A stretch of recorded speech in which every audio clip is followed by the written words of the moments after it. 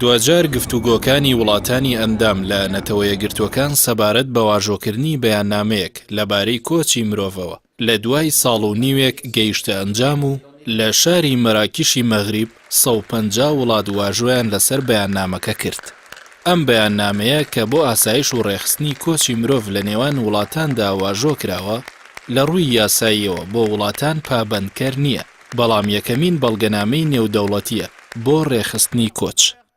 بەیاننامەکە 23 ئامانجی دیاری کردووە لە پێناو ئاسانکاری بۆ کۆچی یاسایی و ڕێگەپێدراو بە پێچەوانەشەوە کەمکردنەوەی کۆچی نایاسایی.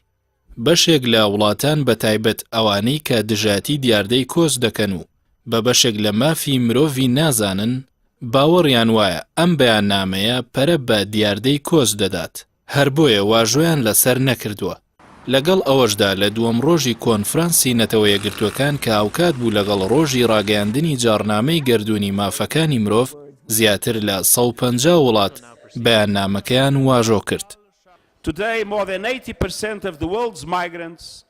ئانتۆنیۆ گۆتێرێس، سکرتێری گشتی نەتەوە یەکگرتووەکان، بەیاننامەکەی بە نەخشەڕێگەیەک بۆ بەرگرتن بە ناڕەحەتی و بێسەروبەرەیی کۆچ وەسف کرد و ڕایگەیاند پرۆپاگەندەی ناڕاست سەبارەت بە ڕێکەوتنامەکە ئەوەیە کە دەوترێت نەتەوە یەکگرتووەکان دەیەوێت سەبارەت بە دیاردەی کۆچ دەست لە کاروباری وڵاتان وەربدات، وتیشی ئەم ڕێکەوتنامەیە پابەندکەر نییە، بەڵکو چوارچێوەیەکە بۆ هاوکاری نێودەوڵەتی.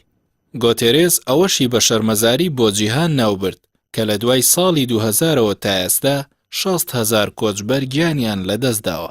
ئەمریکا یەکەم دەوڵەت بوو کە ساڵێک لەمەوبەر لە گفتوگۆکانی بەیاننامەی کۆچی نەتەوە یەکگرتووەکان کشایەوە.